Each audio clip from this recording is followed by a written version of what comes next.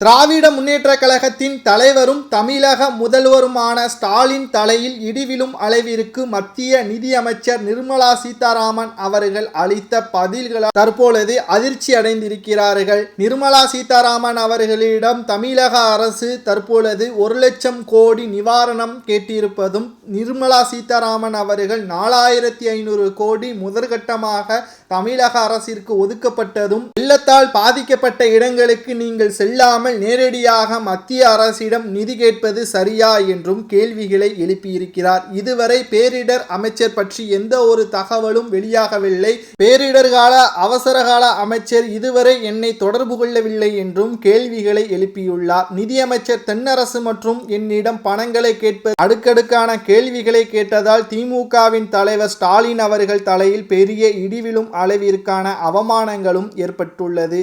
தொடர்ந்து திமுகவின் விளையாட்டுத்துறை அமைச்சராக இருக்கக்கூடிய உதயநிதி ஸ்டாலின் அவர்கள் சொன்ன கருத்தால் மத்திய நிதியமைச்சர் நிர்மலா சீதாராமன் அவர்கள் அதற்கான பதில்களையும் அளித்துள்ளார். மத்திய அரசிடம் இருந்து நாங்கள் கொடுத்த வரி பணத்தை மட்டும்தான் கேட்கிறோமே தவிர அவர்களின் அப்பா வீட்டு சொத்துக்களை கேட்கவில்லை என்று உதயநிதி ஸ்டாலின் அவர்கள் மத்திய அரசை விமர்சனம் செய்திருந்தார். இதற்கு பதிலடி கொடுக்கும் விதமாக குடும்பமாக தலைவர் பதவியில் வகித்து வருவது நீங்கள்தான் என்றும், உங்களுக்கு உடன்பிறப்புகள் 200 ரூபாயை பெற்றுக்கொண்டு அமைதியாக இருக்கிறார்கள், ஆனால் பாஜக அதை போன்று இருக்காது என்றும், நீங்கள் கேட்கின்ற தொகை உங்களது ஊழலுக்கு மட்டும்தான் உறுதுணையாக இருக்குமே தவிர மக்களுக்காக நேரடியாக நீங்கள் செலவிட மாட்டீர்கள் என்றும், மக்களின் வங்கி கணக்கில் 6000 ரூபாயை போடுவதை தவிர நீங்கள் நேரடியாக பணங்களை விநியோகம் செய்வது சரியா என்ற கேள்விகளையும் நிர்மலா சீதாராமன் அவர்கள் கூறியுள்ளார்.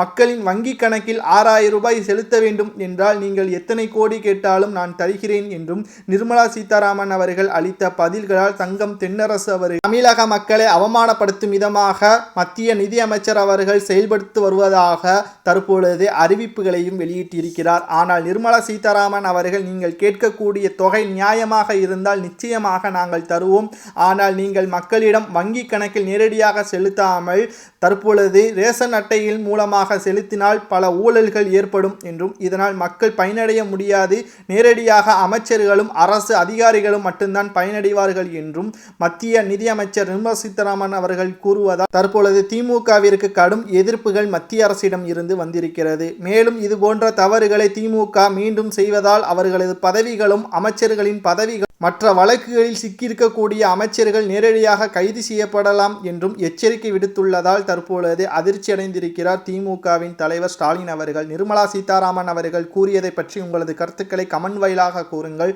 நன்றி, வணக்கம், ஜெய்ஹிந்த்.